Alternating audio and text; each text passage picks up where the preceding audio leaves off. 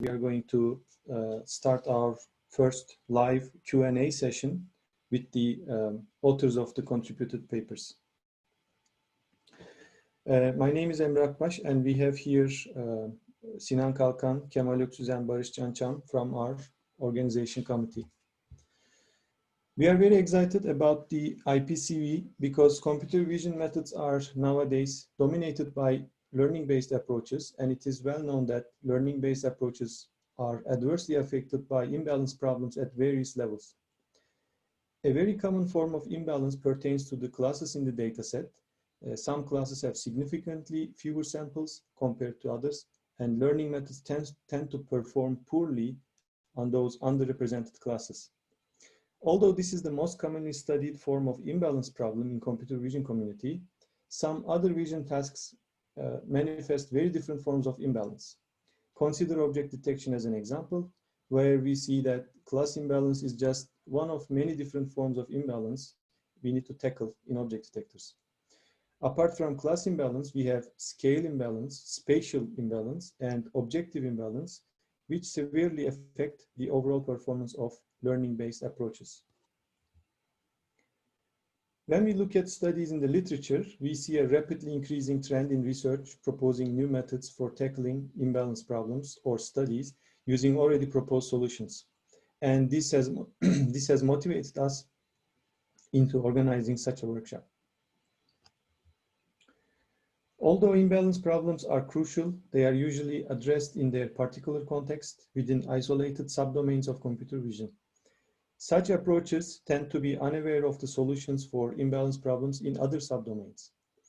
With IPCV, we aim to bring together researchers trying to address imbalance problems in different subdomains, and this way foster research efforts for developing better solutions. Although this is the first edition of our workshop, we received 13 very interesting submissions, and we were able to create around 3 detailed reviews per paper on average. And based on the recommendations of the reviewers, we were able to accept 7 papers.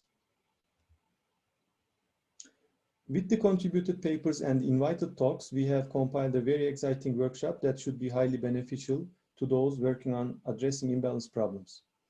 As invited speakers, we have Drs. Bernd Schiele, Bo-Ching Kong, Kemal Öksüz, Ming-Xuan Yang, Vittorio Ferrari, and Tengyu Ma. We will have 2 live sessions today, which is the first one is happening right now, for interactive Q&A with the invited speakers and the contributed papers. So our program is composed of a set of pre-recorded talks, which you can find on the ECCV workshops website and also on our YouTube playlist. This program includes invited talks, a talk by Kemal Öksüz on imbalance problems in object detection, and presentation of contributed papers. Then we have 2 live sessions for Q&A with the presenters, and the first one is taking place right now for the next 2 hours, and the other will take place today at 6 p.m. UTC+1 time zone. And these are the schedule for the live sessions. The second session, the first session is with the Q&A with the paper authors, and the second session is with our invited speakers. It will be a panel discussion on imbalance problems. We thank our reviewers for providing detailed reviews for the papers. Their contributions were very important for keeping a high standard for our workshop. And finally, we would like to thank all the members of our organization committee. As the organization committee, we hope that the workshop will be beneficial for you and the computer vision community. Now, as we announced before, the format of the workshop will be as follows. We are going to proceed with the contributed papers based on their ID, and we will start with the first paper. Each paper will have 5 minutes for presentation and then 5 minutes for Q&A. Ask your questions from the Q&A window at the bottom of your Zoom client. So we can start with the first paper. Unfortunately, we don't have any, the authors told us that they are not able to attend.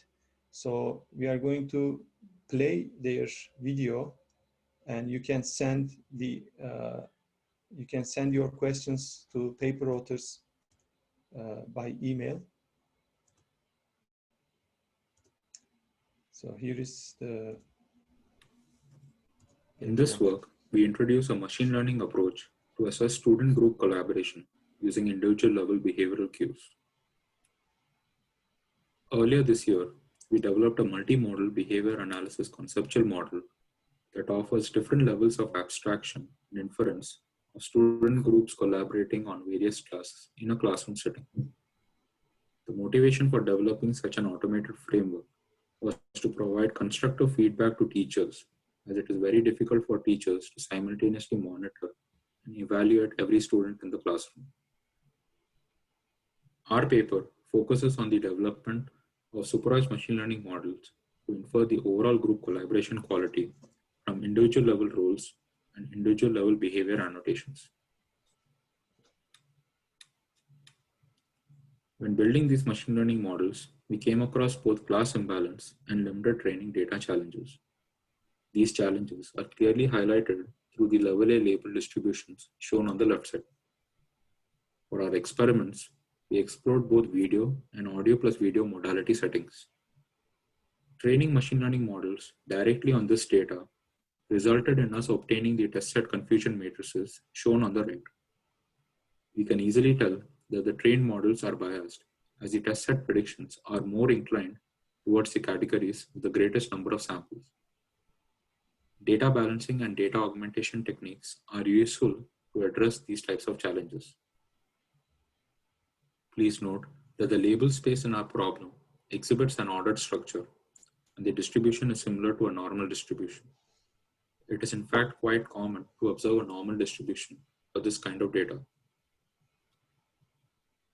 Knowing the fact that our label space exhibits an ordered structure, we propose a variant of the regular categorical cross-entropy loss and call it the ordinal cross-entropy loss. This variant helps impose a higher penalty on misclassified samples during the training process. To address the limited training data and imbalanced label distribution challenges, we propose using a controlled variant of the popular mix-up data augmentation technique. The motivation for using mix-up stems from the fact that deep learning models are better calibrated, trained with samples generated using mix-up. This slide describes the proposed ordinal cross-entropy loss. The main difference from the regular cross-entropy loss function is the additional weight that is multiplied to the cross-entropy loss term. Since the ground truth label vector is represented as a one-hot coded vector, the regular cross-entropy loss function only focuses on the predicted probability corresponding to the ground truth label, and the predicted probabilities of the rest of the classes is ignored. With this in mind, W helps capture the absolute difference between the true label index and the predicted label index during the training process. If a training sample is correctly classified, then W will be equal to 0, and the ordinal cross-entropy loss behaves exactly as the regular cross-entropy loss function. However, for misclassified samples, a larger penalty is imposed that's proportional to how far the predicted label is from its true label location. Next, we will look at the controlled mix-up augmentation technique. The mix-up augmentation technique consists of generating additional data samples by linearly combining different training sample pairs. Both the input feature variable and the output variables are linearly combined to generate additional samples. By using different lambda values, one can create different samples from the same pair of training samples, with lambda being randomly sampled from a beta distribution. To have more control over this process, we can create additional samples for a specific category by controlling the range of lambda. This can be done using a threshold parameter represented here as tau. Setting tau greater than 0.5 ensures that the generated sample will be dominated by the category for which we want to create more samples. For our experiments, we used a simple 5-layer multi-layer perceptron model. Our model's design was based on Fawaz et al.'s paper that compares the performance of different neural network models on various one-dimensional datasets. For features, we compute normalized histogram representations of the level B2 and level C codes that were assigned to each student in the group for the duration of each task. Level B2 codes consist of fixed length 1-minute segments, making it easier for us to compute the histogram representation. However, level C contains variable length segments. To compute the normalized histogram for level C, we scan and compile all the codes observed after every 0.1 seconds. For training the MLP models, we follow a leave one group cross-validation protocol. Next, we will look at the main benefits observed using the proposed techniques. Here we see the average weighted F1 score performance for 4 cases under different parameter settings. The blue and orange bars represent the performance of the cross-entropy loss function without and with class balancing. Similarly, the brown and green bars show the proposed ordinal cross-entropy loss function's performance without and with class balancing. For each parameter setting, we see little or no benefit in using the class balancing technique. However, we do see significant improvements in the overall F1 score performance when using the ordinal cross-entropy loss under the different parameter settings. In this slide, we show the benefit of using mix-up augmentation without and with the ordinal cross-entropy loss function. We calculate the average weighted F1 score performance under different threshold values and under different number of samples generated for each class using mix-up augmentation. We observe that for most cases, mix-up augmentation and the ordinal cross-entropy loss function complement each other, thereby helping us improve the overall performance. Here we show the qualitative performance of the different cases explored in the previous slides. Please note that since we used a leave one group out cross-validation approach, we did not see any test samples for the working independently category in the video modality and the effective category for the audio plus video modality setting. This is because all data samples corresponding to these categories belong to just one group and were not observed in other groups. Therefore, rows corresponding to these categories in the confusion matrices shown here have all 0 values. Here we show results for 4 cases. The first case shows the test set confusion matrix for MLP models trained using the regular cross-entropy loss function with class balancing. The second case evaluates the performance of using the proposed ordinal cross-entropy loss with class balancing. In the third case, we evaluate the controlled mix-up augmentation technique with the regular cross-entropy loss function. And finally, in the fourth case, we explore using the mix-up augmentation technique together with the ordinal cross-entropy loss function.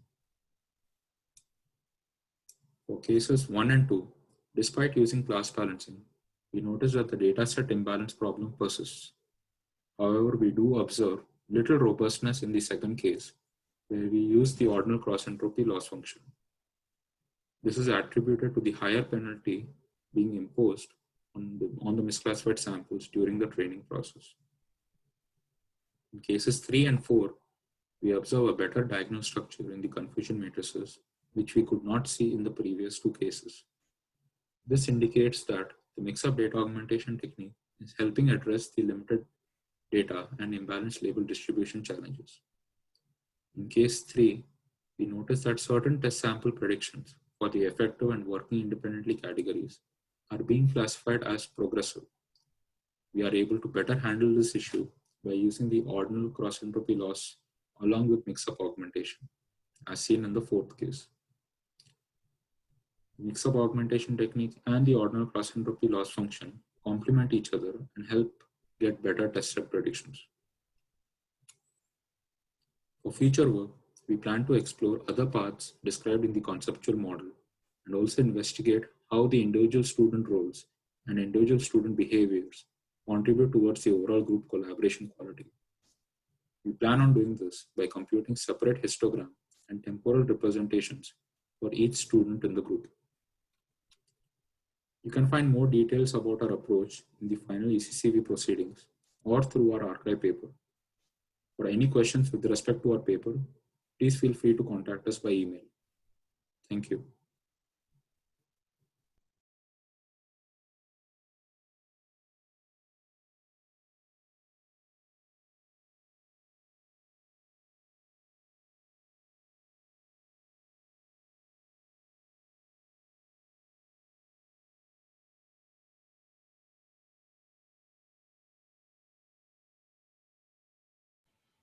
Okay, sorry, my mic was muted. So we thank the authors of the first paper.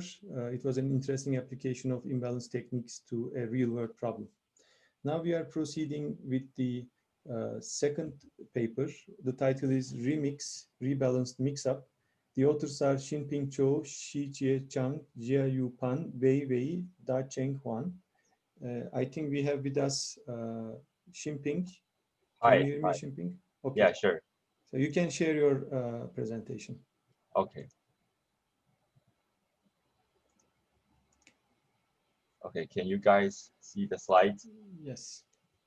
Okay. Hi, I'm Zhou Xinping, a master's student from National Tsinghua University. Today, I'm gonna present Remix Rebalance Mix-Up, a regularization technique for image classification on imbalanced data. Our method is greatly motivated and based on mix-up. So I'm going to show how we redesign mix-up into remix so that it can be more suitable for the problem of imbalanced data. So let's first briefly go through mix-up. Mix-up is a simple regularization which proposes to train the neural networks on linear combinations of images and one-hot labels. Every training iteration, a mixing factor lambda will be sampled from the beta distribution. And two different batches of images and their corresponding labels will be mixed using these mixing factor lambda. Since it was originally designed for balanced datasets and does not take the imbalance into consideration, mix-up isn't very effective on imbalanced dataset. Thus, it raises a question, how can we modify mix-up for imbalanced data? And the answer is, we can integrate a common consensus for solving imbalanced data into mix-up regularization, which is integrating the trade-off between majority class and the minority class. We can push the decision boundary towards the majority class. By doing so, the classifier learns to treat the minority class less strict and gain better performance. Now we know that pushing the decision boundary towards the majority class may improve the performance. Then the next question is, how? How can we move the decision boundary using mix-up? We first look at the decision boundary of mix-up.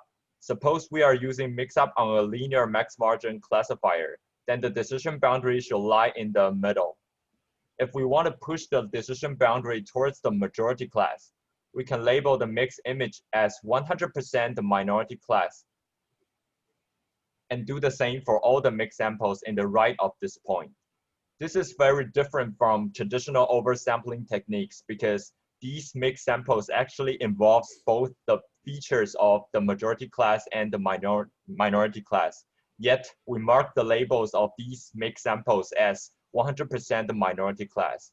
Learning on these samples guides the classifier to make prediction in favor to the minority class when it finds both kind of features in presence.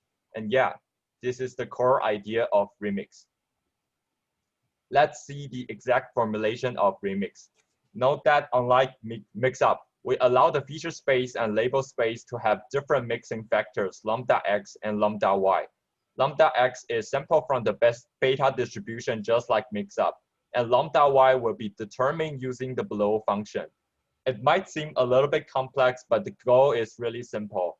When the mixing is conducted between two classes so that their imbalance ratio is larger than the threshold kappa, then we want to label the mixed samples as 100% the minority class from the starting point, tau. Otherwise, it would set lambda y equal to lambda x, and in this case, remix will degenerate to mix-up. Here we show how the hyperparameter tau affects the decision boundary. In figure C, when every mixed sample on the dashed line is labeled as 100% the minority class, the decision boundary will look like this. As we gradually decrease the value of tau, the decision boundary will move towards the middle. To provide an intuitive explanation for remix, we visualize the decision boundary on a toy dataset, the 2-moon dataset from scikit-learn. Note that remix has performed as we expected. The decision boundary is pushed towards the majority class, and thus more minority samples are being accurately classified. We highlight the key difference using the yellow circles. Here we show one of our experimental results, which is evaluated on a large-scale dataset, iNaturalist 2018. Our method with simple reweighting or resampling techniques achieves state-of-the-art results. To conclude, we propose a regularization technique, Remix, to solve the imbalance problem for image classification. Remix is computation efficient, end-to-end trainable, and easy to implement or integrate with existing methods. All these advantages makes Remix easier to deploy on large-scale datasets compared to previous methods. For more experimental results and other details regarding our method, please refer to our paper and supplementary materials. Thank you for watching. Any questions? So thank you, Xinping. We are right on time. So any questions for this paper from the audience, from the panelists? Oh yeah, I saw one. Is this method scalable to other computer vision tasks? Actually, we are currently working on applying our methods to other vision tasks, including segmentation or object detection. But for our method to work on these tasks, the most important thing is that Mixup has to work on those tasks in advance. So because our method is greatly based on these, greatly based on Mixup. So in order for our method to work, we need to make sure that Mixup work on object detection or segmentation. So yeah, we don't have any answer to this, but we will let you know.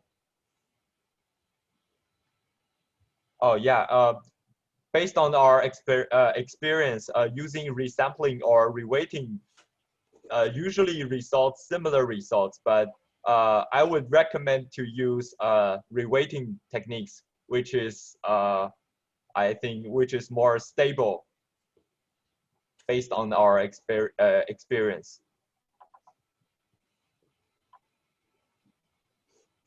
Oh yeah, how do I find the threshold in Remix? We use very simple grid search, and actually the thing that we do is that we first try to find the hyperparameter on a very small data set, let's say cipher 10. And then we use the same hyperparameter for all the other data sets, and we find that to work fairly well. Of course, you can fine tune the hyperparameter for any given imbalanced data sets.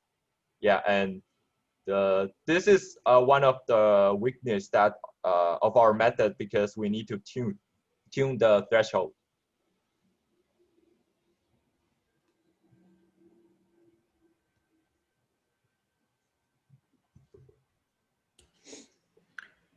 So any more questions? Can I ask one? Sure. Thank you for the presentation. This is really nice work. Do you think pushing the boundary towards the overrepresented class is affecting some other boundaries in a negative way?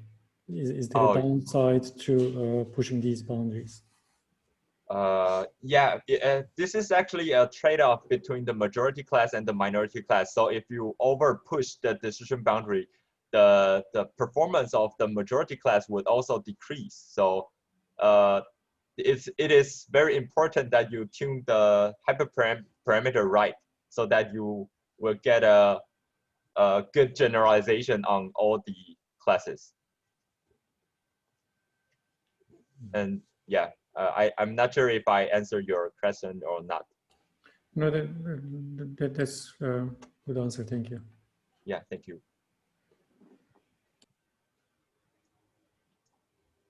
So we have 1 minute more if you have any questions to Xinping.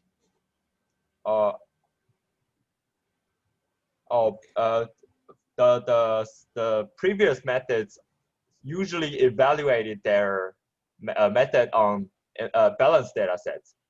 Yeah. So the test set is usually balanced. Okay. Okay. Thank you, Xinping. Thank you. Thank you very much for the presentation and the answers to questions. I'd like to make 2 notes about technical issues. I cannot see the questions. I don't know, it's empty for me. So there's a problem with my client. And I got messages saying that the YouTube resolution was really bad. We are aware of the problem, but it's, I think, because of the YouTube streaming, because my video resolution is okay. So next paper 3 is scan-based anomaly detection imbalance problems by Junbong Kim, Wang Hee-jong, Yo-Min Cho, and Ki-Sing Seo. And here we have as the presenter, who is presenting this paper? I'm sorry. Actually, the presenter is not here, so we are going to stream the video as well. Oh, so I'm going to stream the video. So this is paper ID 3? No, it's, I think this is 5. Oh, hello. I think my paper is number 3. Sorry. Oh, sorry. This is. I'm launching my paper. Sorry. Number 3. Sorry. I made a mistake. Sorry. So Okay, please go ahead. Okay. So next paper is paper number 4, generalized many-way few-shot video classification. Yongqin Qian, Bruno Korbar, Mathis Duze, Bernd Schiele, Zeynep Akat, and Lorenzo Torresani. And we have Yongqin here to present the paper. Please go ahead.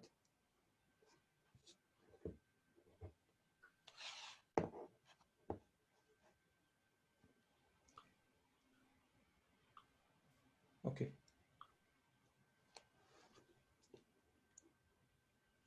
Can you see my screen? Yes, Yongqin. Okay. So hi everyone, I'm Yongqin. I'm glad to be here to present our work on generalized many-way few-shot video classification. So in this work, we are interested in few-shot video classification. So here is the problem setup. During training time, we are given some base classes with abundant videos per class. And at test time, we want to learn classifier on novel classes where each class only has a few short videos available. So this is a naturally imbalanced problem, right? Because there are a lot of data for base classes where we only have a few data for novel classes.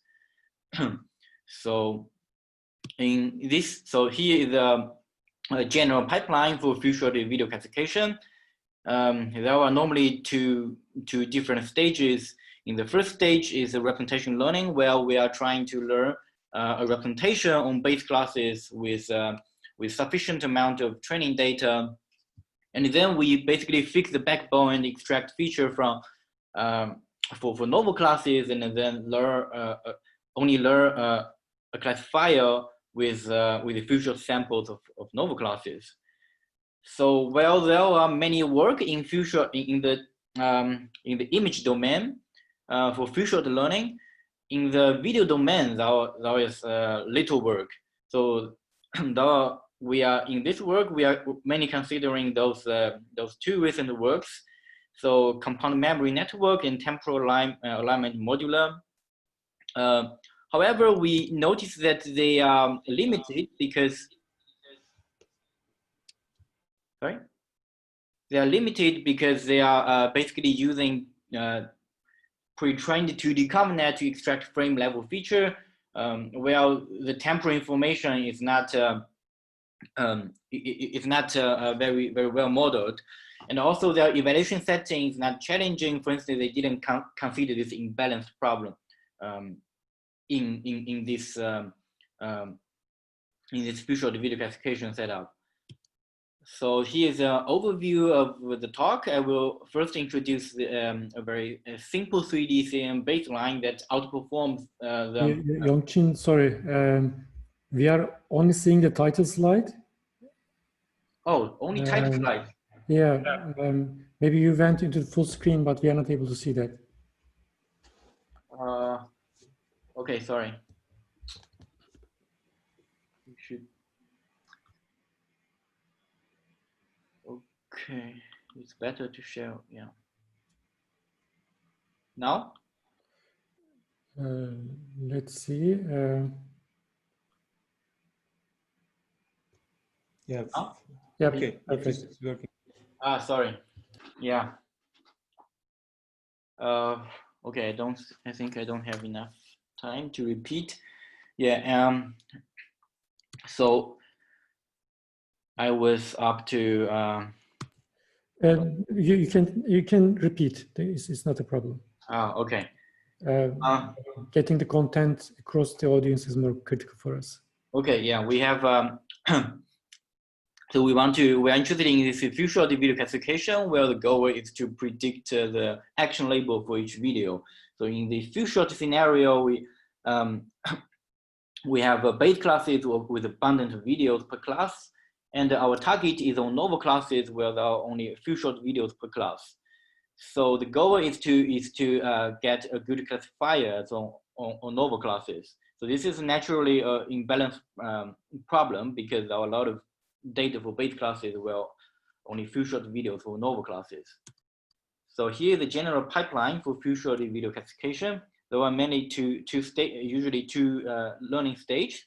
So the first stage is representation learning, where we learn some feature backbone on base classes. And at the future learning stage, we extract feature from the fixed backbone for novel classes, and then we learn only the classifier for novel classes. So while there are a lot of works in the image domain for future learning, there are really little works in video domain. In this work, we are mainly considering those two papers, compound memory network and temporal alignment modular. They are we noticed that they're limited because they are basically relying on 2D ConvNet to extract frame level feature, while the temporal information is weakly modeled. And also their evaluation setting is not challenging because they are only considering novel classes during test time, while the imbalanced problem is basically ignored. So here's an overview of the talk. I will first introduce a very simple baseline that outperforms those two state-of-the-art paper by a wide margin. And then I will further introduce a retrieval approach that leverage tag-labeled videos to lead to further improvement. And finally, I will introduce our more challenging and heuristic evaluation settings. So this simple, here is our simple baseline called the 3D FSV. So the main components is this R2+1D, which is basically one of the state-of-the-art video representation network. Basically, we also have two stages. In representation learning stage, we learn this R2+1D on base classes. So here is how we learn this R2+1D. So the network takes a short video clip, normally 16 frames, as input, and then we extract feature and then learn FC layer on top. We can then we use standard cross entropy loss to backpropagate. So normally we randomly sample 16 frames from one input video. And we do temporal data computation by randomly sampling 10 short clips from one video. So for future learning stage, we basically extract feature from this pre-trained R2+1D and only learn FC level for novel classes. So right, for this we have to make a video level prediction. In order to do that, we basically also extract, repeat 10, randomly sample 16 frames from this video, and then take the average prediction as the video level prediction. And at testing stage, we're given hold-out test videos of novel classes, and we predicted that we evaluate on the ground truth label. So we first follow the prior evaluation settings, where they are only considering novel classes in 1-shot 5-way and 5-shot 5-way settings. They are considering kinetic statuses and something V2.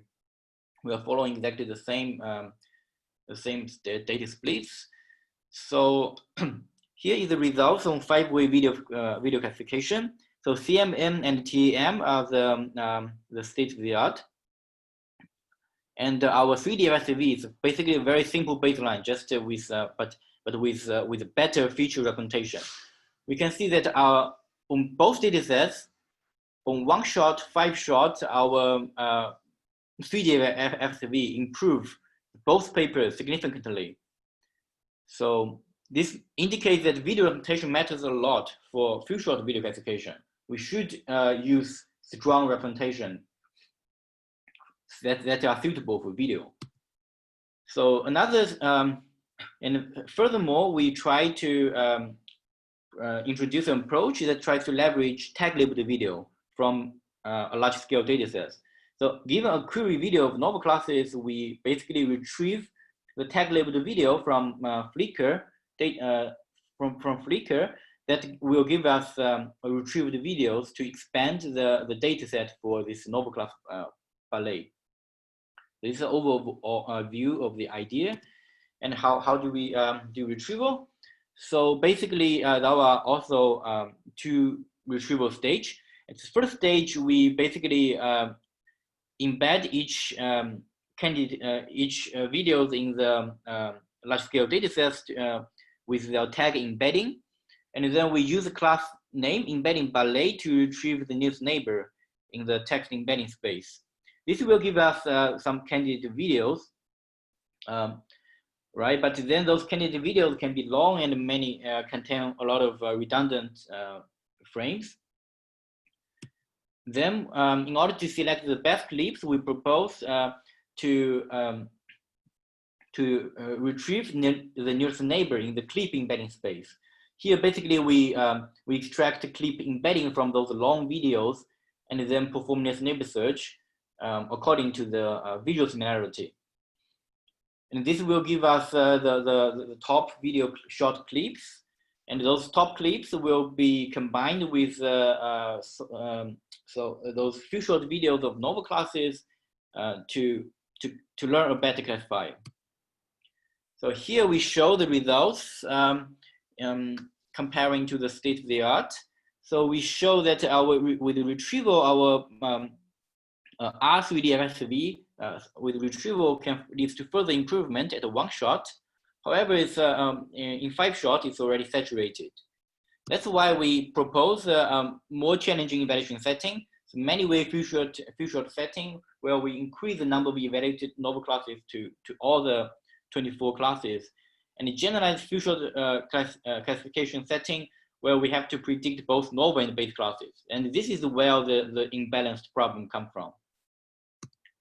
So I will skip many-way. And talk about generalized few-shot video classification, because this is where there is this imbalance issue. So in this setting, the model can you wrap up? Sorry? Yongqing, can you wrap up, please? In a few minutes? Yeah, very quickly. So I will so in this setting, we have to predict both novel and base classes. We will observe that in this challenging setting, the performance of novel classes is pretty low compared to base classes, right? This is because this is imbalance issue. However, we show that with our retrieval approach, this imbalance issue can be evaluated to some extent, right? So yeah, to summarize, in this work, we propose a simple 3D CM approach, outperform state by a large margin, and then we introduce retrieval tagged video, which leads to further improvement. And yeah, finally, we introduce more challenging evaluation settings, which for further research. And that's all of the talk. Our paper is on archive. And okay, thank you very much, Yongqing. Any questions from the audience, panelists? You can write to Q&A.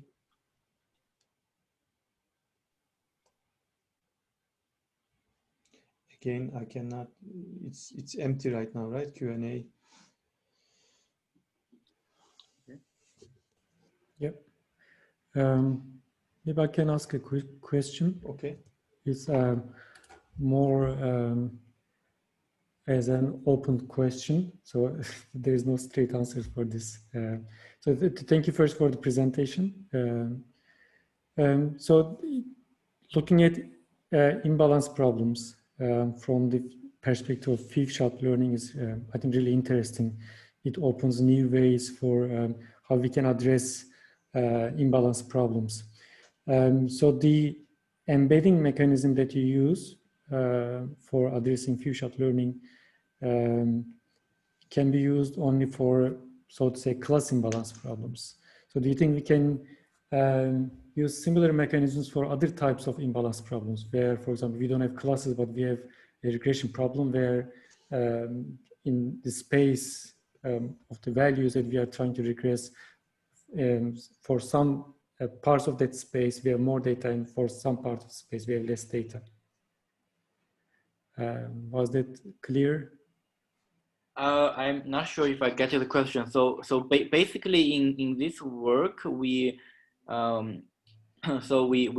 we found that previous works basically ignore this imbalanced issue in future video classification.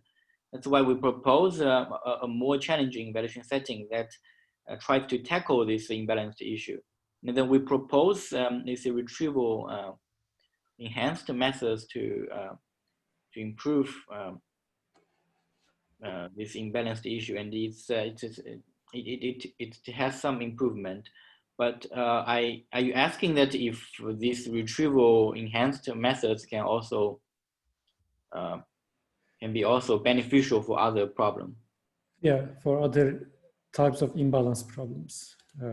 I mean, I think so. So in order to tackle imbalanced issue, the very straightforward idea is to get more data, right, for this minority classes. So if you get more training data, then the data set will be more balanced. You will basically improve the imbalanced issue to some extent. We also have some work on generating features to make the data set more balanced, and that's also helpful. So okay. Yeah, I think, but it depends on the quality of the retrieved data or the data augmentation. Okay, thank you. Any more questions? So when you have a question, you can type it up on the Q&A while the talk is going on. So it's okay that way. Okay, thank you, Yongqin, for your contribution. So next in line is paper number 5, GAN-based anomaly detection in imbalance problems by Jungbong Kim, Bang-Ki Jong, Yo-Min Cho, and Ki-Sung Seo. And unfortunately, the authors of these papers are not present here. So we are going to stream their video, and this time we are going to stream from another computer so that maybe it can fix the issue. Sinan? Yep. Can you host the video? Let's see. Is that working? Can you see the video? Should I?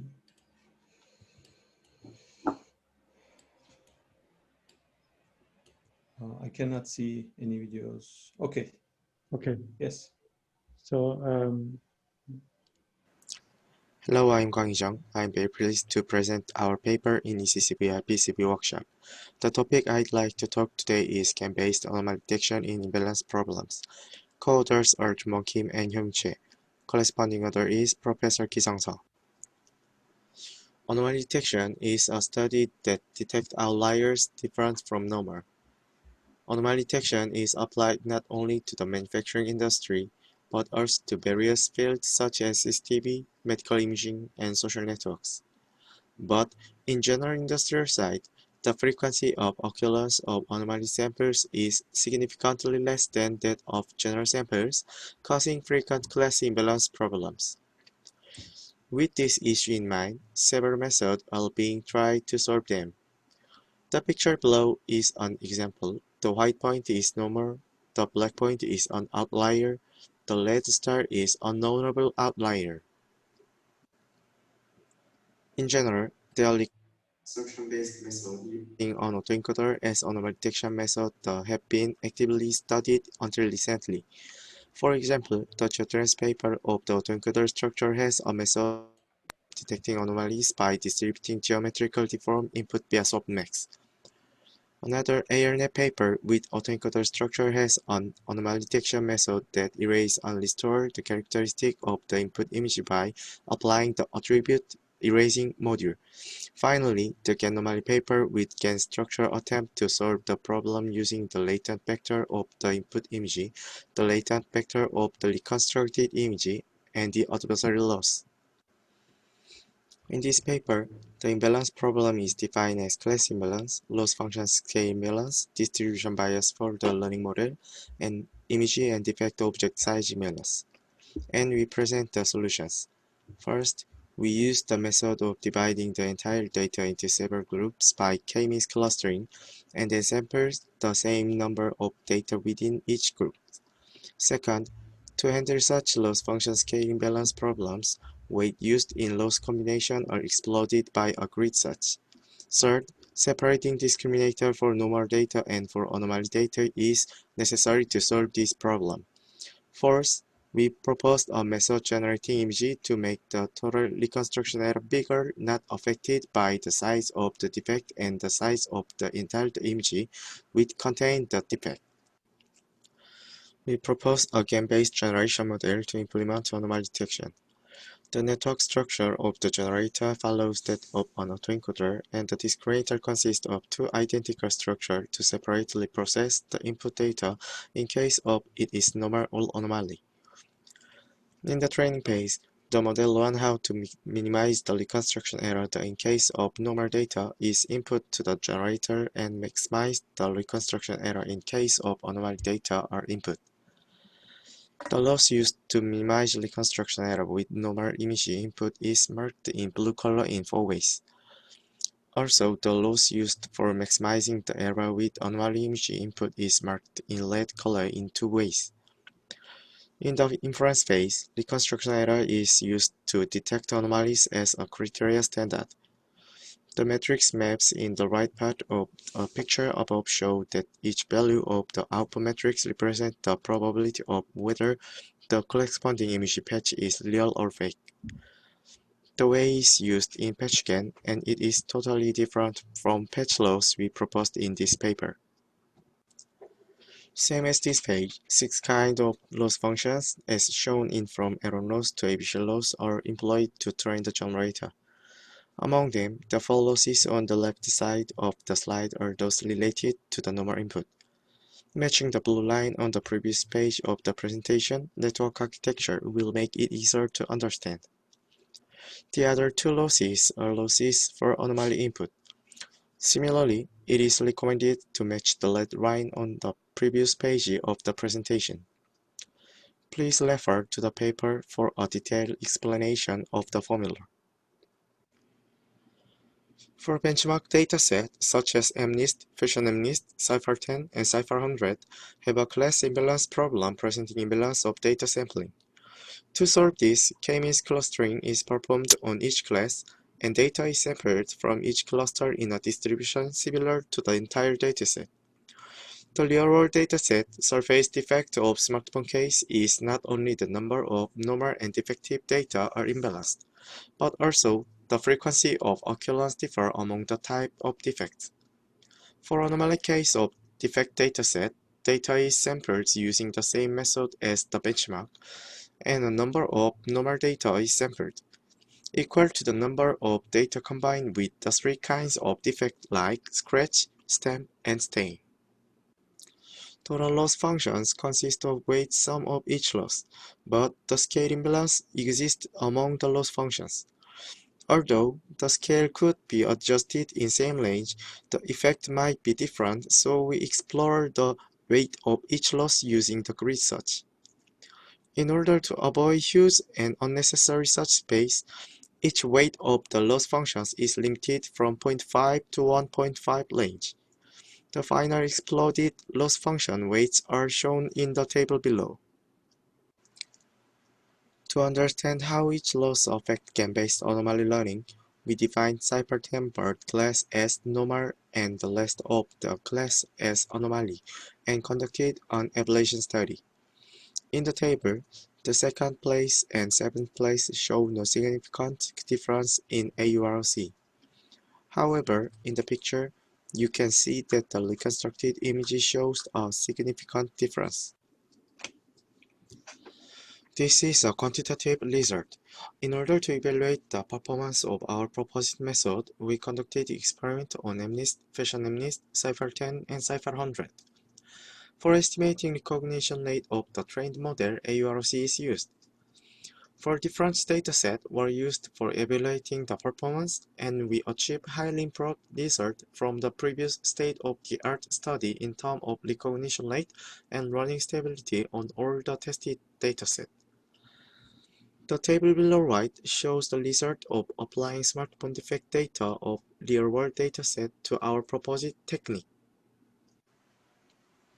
This graph shows comparing the performance of state-of-the-art research studied on the average AURC, FPS, and number of model parameters used for inference. FPS is calculated by averaging a total of 10 processing times for 10,000 Cipher 10 images. In the graph, the x-axis represents the FPS and the y-axis represents the recognition rate AURC. The area of the circle of each method indicated the number of model parameters used in inference.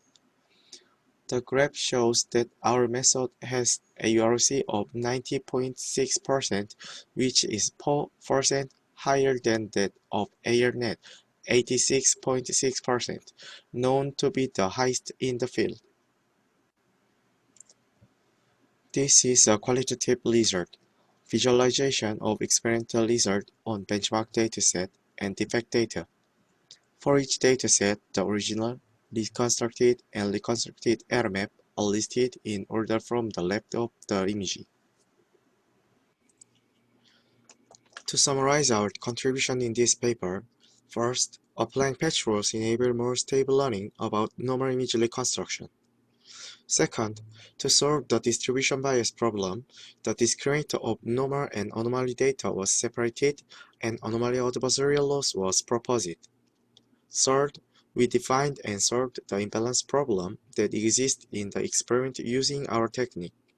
Finally, experimental results demonstrate the effectiveness of our approach by showing the result of outperforming the current state-of-the-art approach in terms of the average area under the ROC curve.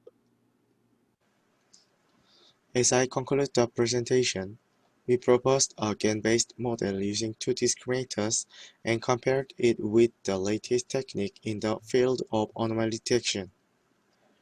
Our model shows excellent results despite its small parameters.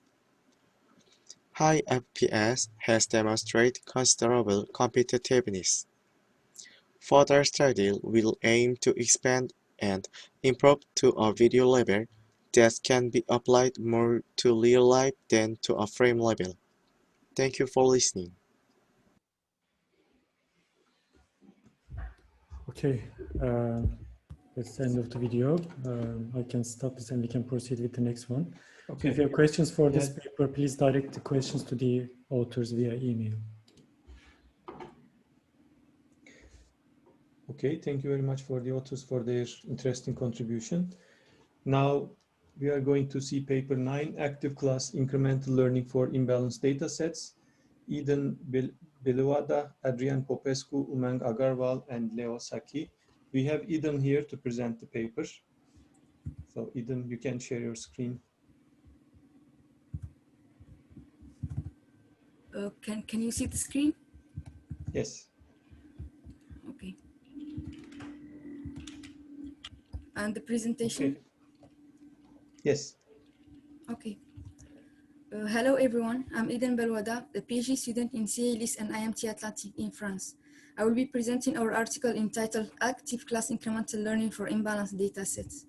Class incremental learning consists in learning from a stream of data, where at each timestamp new classes appear and the system is supposed to learn them without forgetting what it has learned before.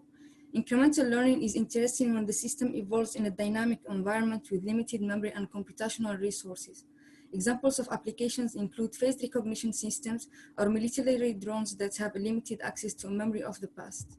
The major problem of incremental learning systems is catastrophic forgetting, the tendency of neural networks to forget past data when trying to learn a new one.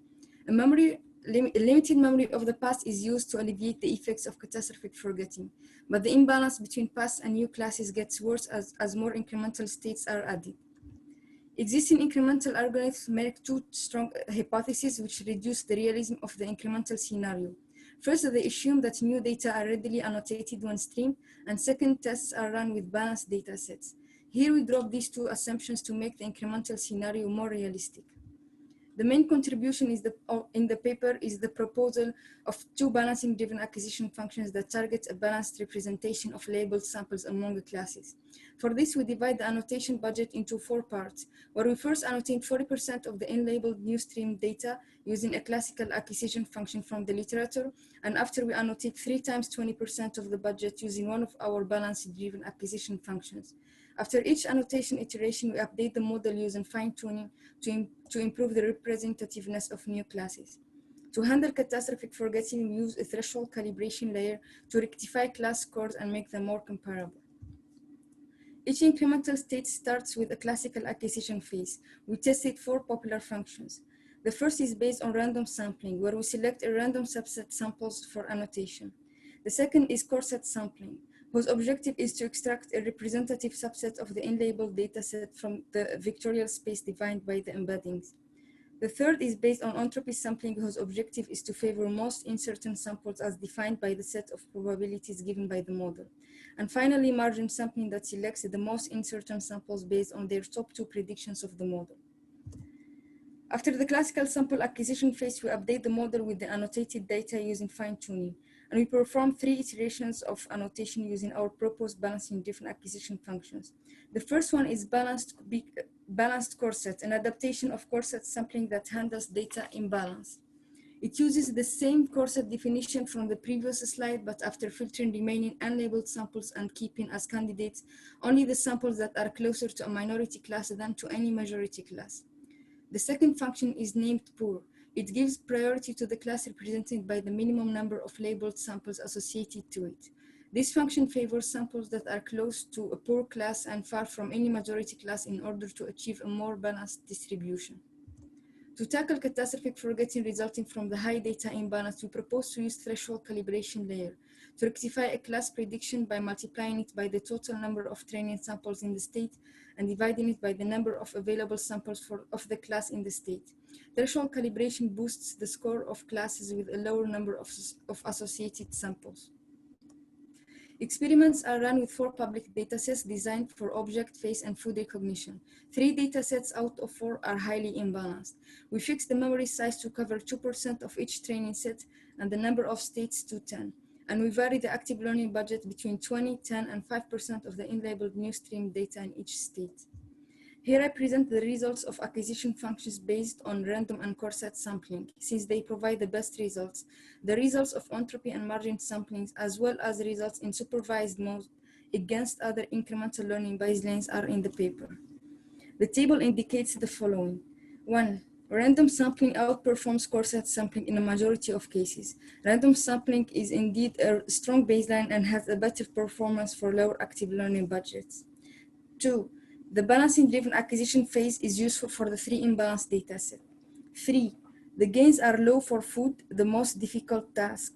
4. The best results are always obtained on top of a random initial sampling phase. And finally, the best strategy for all budget sizes is a rand-rand strategy, with rand poor being a close second best configuration. We propose a more realistic incremental learning scenario that does not assume that new stream data are readily annotated and that they are evenly distributed among classes. Both proposed acquisition functions improve results compared to a classical acquisition process. The threshold calibration is useful to alleviate catastrophic forgetting. The code is available in this GitHub repository. Thank you. Thank you, Eden, for the nice presentation. So we have 5 minutes for questions. Any questions from the audience, please type at the QA box. Can I ask a question? Sure, Yeah, Kemal. of course. Thank you for the nice work. As I understand, your work still requires annotating the streaming data.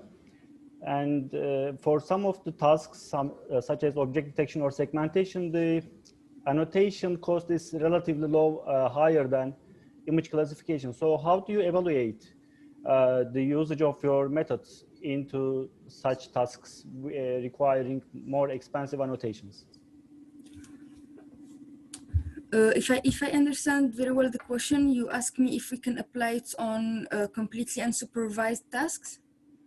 No, in fact, the object detection and segmentation tasks are again supervised, but their annotations needs pixel level annotations. For example, in this image segmentation, you need to annotate each of the pixels in the with its class. So that's why I think your method is requires annotations of the streaming data. Am I right? Yeah, it requires a partially annotation of the images. Okay, so can we still apply this method for other tasks with class imbalance, such as object detection, but in such tasks, the annotation cost is more expensive?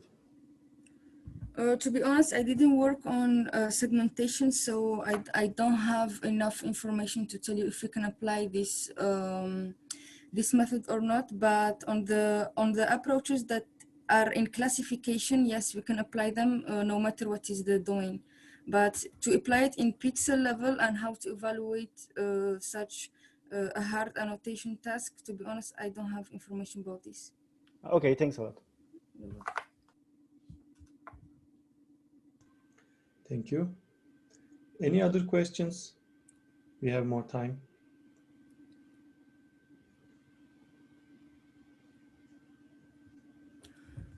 Okay, here I didn't show the question is what is the comparison between the incremental learning setting with complete retraining? Here I didn't show it. I don't know if I can share again my screen to show the... Sure, you can. Yes. Okay.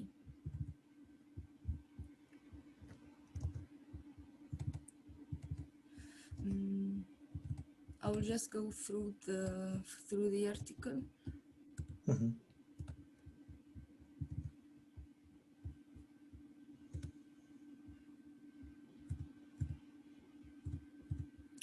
Here, as we see in the last two columns of the table, we see SIL. SIL is a supervised incremental learning. Here, when the budget is equal to 100%, and the last column is no IL. Here, when we do a full retraining of the data sets, and as we can see that for ImageNet, the top 5 accuracy is 72, approximately. For faces is 93, for food is 62, and CFAR is 76. So, like as we can see, the gap between full retraining and baselines that require active learning is still so big.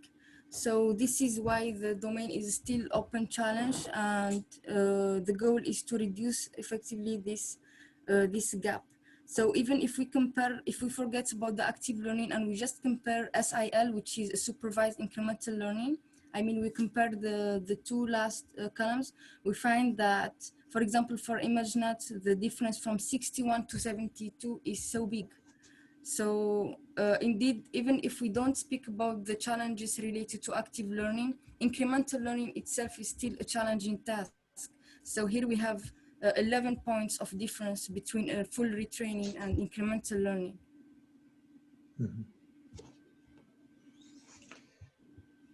Okay. I guess we don't have any more questions. So thank you, Eden. Now we can proceed. You're welcome. Thank you. Okay, with the next talk. Paper ID 11, Knowledge Distillation for Multitask Learning, Wei Hong Lee and Hakan Bilen. We have here Wei Hong, I believe. So Wei Hong, you can go ahead and share your screen.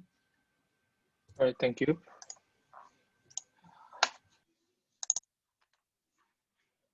Can you see my slide? Can you hear me? Yes, looks good. Yeah, okay.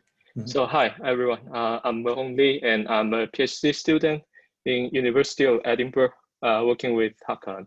So today I'm very happy to be here to present our work on multitask learning. So as we all know, multitask learning is to tackle a large variety of tasks within a single model, such that we can achieve better overall performance and less computation cost. However, there are at least two challenges in multitask learning. So the first challenge is to design an architecture that shares only the relevant layers across the tasks and keeps the remaining layers task specific. And the second challenge is to achieve good performance on all tasks.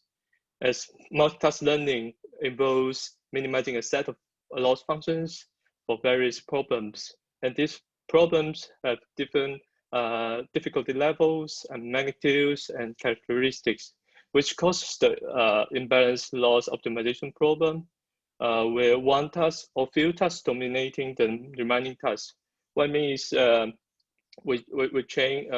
optimize multitask learning to perform multiple tasks, and we get just good performance on one task or just few tasks, and worse performance on the remaining tasks, or perhaps we got worse performance on all the tasks compared with the single task learning model.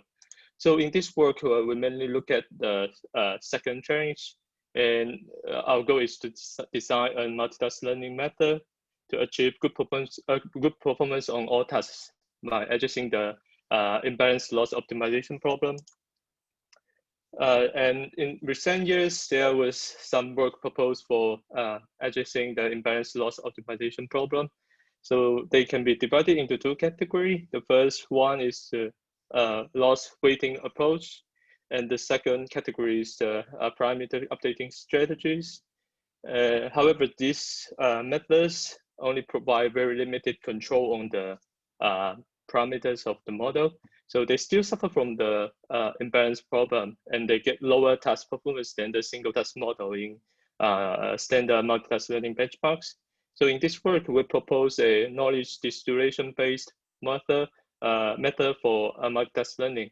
And we introduce task-specific adapters to enable the multitask model to align the features among of single task and multitask.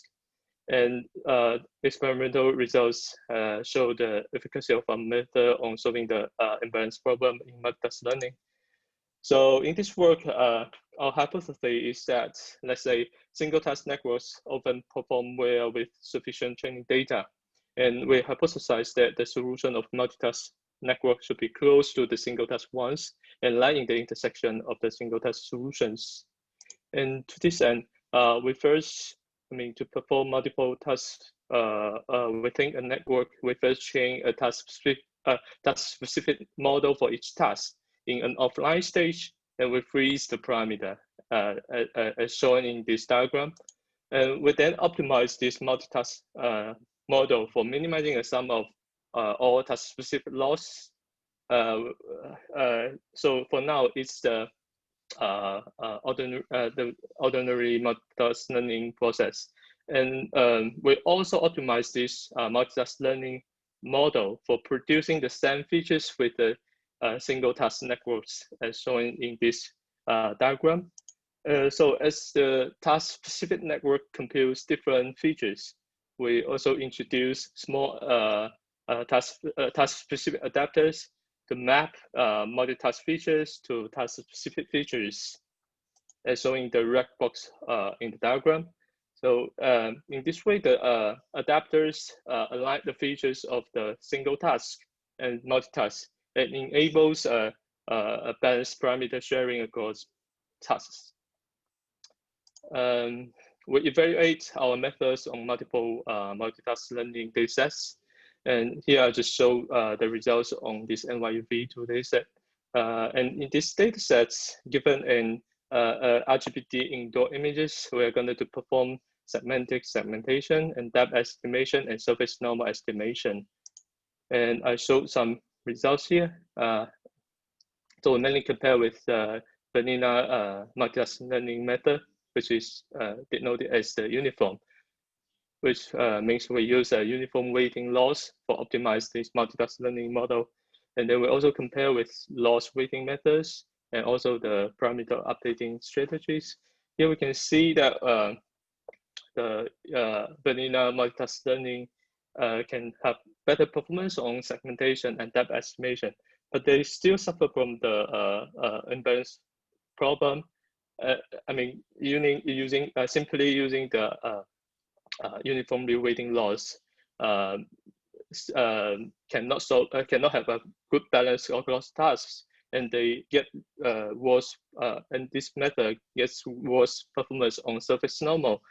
And we apply existing loss weighting methods to optimize the multitask learning model, and we can see the best results when we use SegNet as the basic network architecture. We can see GridNum is the best method, and they still get worse performance on surface normal compared with the single task learning methods, which shows that these methods still cannot solve the imbalance problem. Compared with these methods, our method can achieve better overall performance, which shows that our method can enable the multitask learning method to have a better balanced parameter sharing across tasks. And also our method can achieve better performance than this single task learning model. And we have the aberration studies to evaluate the adapters and the number of layers of output for computing the distribution loss. So as shown in the diagram, we use the large layers output for computing the distribution loss. So here we evaluate, the first question is to ask that whether using more layers output for computing distribution loss would be helpful. So here we show our method using the middle layer and last layers output for distribution loss, and our method using just the last share layers output for distribution loss. And the result shows that using more layers output for distribution loss can be helpful on this NYU V2 dataset. And we also observed that if we use a smaller network, then using the last layers output is sufficient.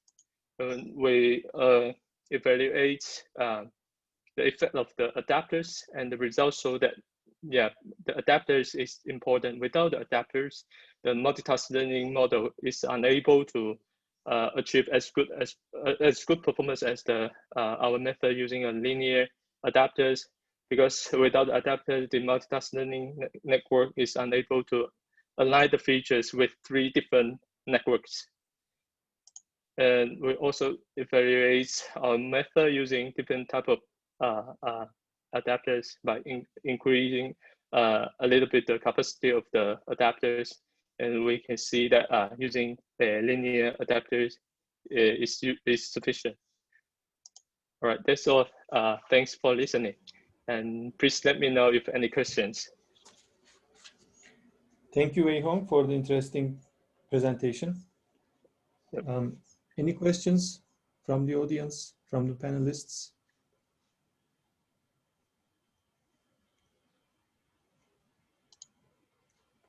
Let's see. Okay, there is a question, Wei Hong. So the adapters, I think. Okay, so let's repeat the question. Can you elaborate a bit more on the? Okay. Yeah, can I explain more on the adapters? So yeah, the adapter is quite so the adapter is quite simple. So we just if we use a yeah, which is if we use a linear adapter, which is a convolutional layer, so which is a linear, it's a 1x1 convolutional filter, and maybe I can share you the. Sorry, I can show you the paper. Okay. Sorry. So it's sorry, I didn't find the paper. So the adapter is just simply the a linear how to say, a linear metric. So you can just treat it as a convolutional layer with 1x1 filter, and let's say the input is W by H by C by C feature map. Then the adapter is 1x1 by C by C convolutional layer. And yeah, and the distribution loss is the L2 loss in this work. Hope I answer the questions. And yeah. So. Okay, thank you. Any other questions? Actually, I have one. Please. So the three tasks that you tackle in your paper is segmentation, depth estimation, and surface normal estimation. I think those are pretty challenging tasks that they are difficult. So what if one of the tasks were very easy? For example, scene classification, and an easy one like indoor and outdoor classification, let's say. So I think it's much less difficult compared to these three tasks. Would your method suffer from such an difficulty imbalance? What do you think? So you mentioned that if two tasks are indoor or outdoor, so I guess that's the classification. So I think we have one experiment on performing multitask learning on another setting, which we have multiple. The input is from two data sets, and we perform two classification tasks, and our method can kind of solving the imbalance problem as well. So we see at least we can keep in good performance on both performing classification tasks on both data sets. And for this NYU V2 data set, so we perform 3 tasks which have different difficulty level actually. So we find that to perform, it's really, I think it's a bit, because these 3 tasks have different task level, and it's quite hard to have a good balance if we use a loss weighting strategy or using the uniformly weighting. Then, because I guess surface normal estimation is more difficult than other tasks, and it's really hard to achieve good performance on this surface normal if we use multitask learning. And our method, because I think the assumption is we have the single task learning network performs well, and we optimize this multitask learning network to perform to produce the same features. So we can at least we can obtain the good performance as the single task learning.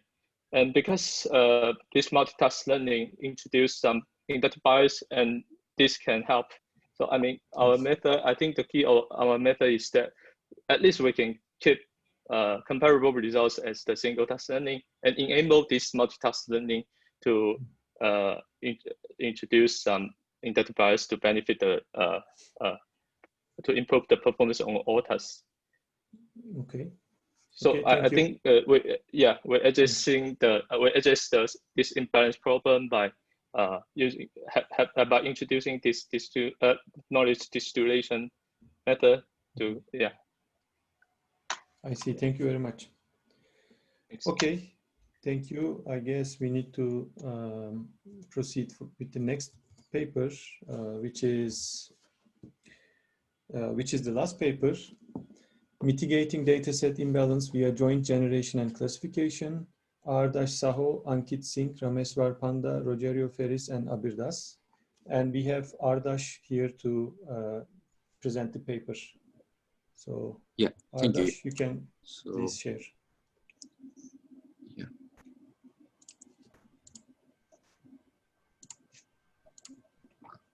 Okay.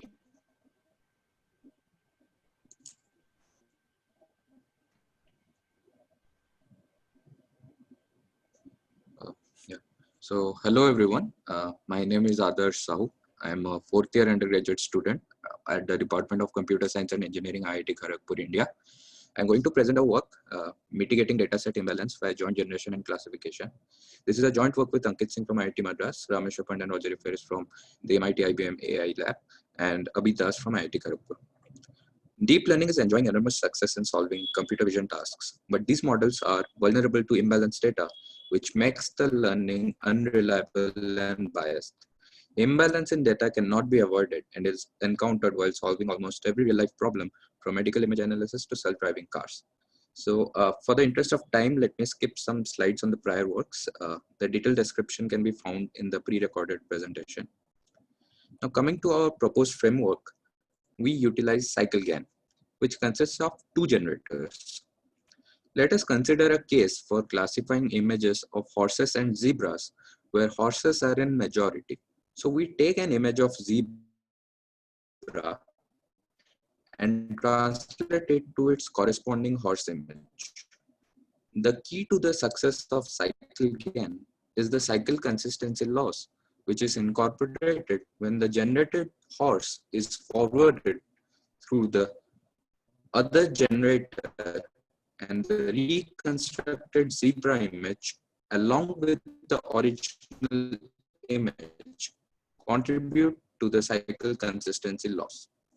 Similarly, we translate the horse with an augmented set of images to train the classifier with all the losses involved.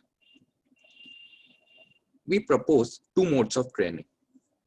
The first one being augmented mode, in which we pre-train the CycleGAN separately without the involvement of the classifier and use it as an augmenter while training the classifier with the weights of the CycleGAN frozen. The second one is the alternate mode. Here, we train the CycleGAN system and the classifier system, turn the systems to learn from each other. For a given phase, the classifier is trained with the weights of the CycleGAN frozen. And in the next phase, the CycleGAN is trained keeping the weights of the classifier frozen, but the classification loss from the classifier is back-propagated to the CycleGAN, making the classifier an additional teacher for the CycleGAN. And this procedure is continued until the end of the training.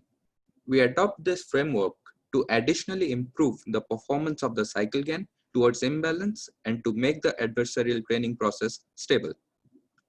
Now, CycleGAN translates images as opposed to generating them from random noise. The conversion of images involves the transformation of the content or the objects of interest present in the image while keeping the context or the semantic surroundings unchanged. This helps the classifier to focus and learn the features from the content instead of overfitting to the context, which is essential in mitigating imbalance and making the classifier robust. Here are the details of the loss functions used to train the system. We use a weighted binary cross-entropy loss to train the classifier, where gamma represents the imbalance ratio in the data, while an adversarial loss and cycle consistency loss for both the classes to train the CycleGAN along with an identity loss. A balanced binary cross-entropy loss from the classifier is also used to train the CycleGAN in the alternate mode of training for stability. We provide results by performing experiments on 3 publicly available datasets. Scalable is a face dataset containing images of over 10,000 celebrities. We analyze imbalance based on 2 genders, male and female, with the female as the majority class. Cup 200 contains images of 200 different classes of bird species, which is used for fine-grained classification. We choose to classify between 2 similar looking species of sparrow and flycatcher while sparrow as the majority class, which unlike the birds are very distinctive. The number of images in the majority class is fixed and the size of the minority class is varied to generate different degrees of imbalance. The exact number of images is chosen depending on the availability of the images for each data set. Now for evaluation, we choose F1 score for the classifier as it balances the precision and recall to provide a metric appropriate for data having skewness. For cycle GAN, as we are experimenting in the low data and high imbalance regime, instead of inception score, which requires ample of data, we fine-tune an inception V3 model on a balanced training set and find the accuracy of it in classifying the generated samples and call it inception accuracy instead. Here are the F1 score values for the minority class of syllabi and the CUP dataset. Our proposed method clearly outperforms the prior approaches in the majority of the cases and is more promising when the imbalance is high. For example, in the highest imbalance scenario for the syllabi dataset, our method increases. This table shows the inception accuracies for the vanilla cycle GAN and the cycle GAN obtained after the end of the alternate mode of training. It is clear that alternate mode of training helps the cycle GAN learn better representation by addition for horse to zebra dataset can be found in our paper. Qualitatively translated images with less noise and more relevant perturbations as compared to the vanilla cycle GAN. Here are some generated samples from the 3 datasets corresponding to the highest imbalance ratio and for both the minority as well as the majority class. In terms of explanation, both of our methods give proper explanations for the classification decisions made. We use RISE and GradCamp for generating the heat maps for comparison. In both the cases, it can be observed that the vanilla model overfits to the surroundings of the image and misclassifies, while the proposed method focuses on the object to take the decision as promised by our framework. So with this, I would like to conclude. Thank you. Our code will be up the GitHub link provided here. Thank you very much, Ardash. Any questions from the audience, from the panelists?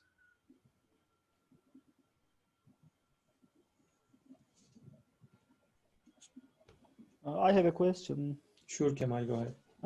Thanks for the presentation. Very nice work, I think. And can we use this study to classify more than 2 classes, or is it limited to binary classification? Yeah, thank you for the question. It's an amazing question. So we started our work by choosing the binary, the situation with binary classes, just to highlight the essence of fixing the context or the surroundings and changing the content of the object in an image. And we can obviously convert this to the multi-class framework. For example, there are translation models like StarGAN, which take the multi-class scenario into consideration. And we have kept all these experiments to our future work. Thank you. Okay, thank you.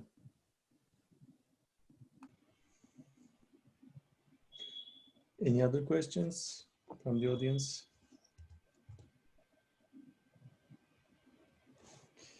Okay, it seems that we don't have any questions. Thank you again, Ardash. And I also congratulate you. You set a good example for undergraduate students. Thanks a lot. It's my honor and pleasure to be here. Great. Okay. So this concludes our paper presentations. But before closing, let me ask first, do panelists have questions to each other? If you have questions to papers of the other authors, we can now discuss. Okay. Or anything, any comments from the authors, from the presenters, we can talk about them right now. But if you don't, then I can talk about the second live session of this workshop, which will take place at 6 p.m. UTC +1 time zone. And we have these speakers, invited speakers, and these will be our panel members, and we will be discussing several imbalance problems, concepts, paradigms, issues with them. So I think it will be very interesting, and we welcome the same audience here and more of it to our second session today at 6 p.m. UTC +1. Do you want to add anything? The other organizers, Sinan Hocam, Kemal, Barış, No, if you have something to add. Thank you everyone for joining, for the presenters as well. Yeah, we are looking forward to seeing you in the second session. Yes. Okay, have a nice day. Bye. Okay then, yeah. Thank you again for joining. Have a nice day.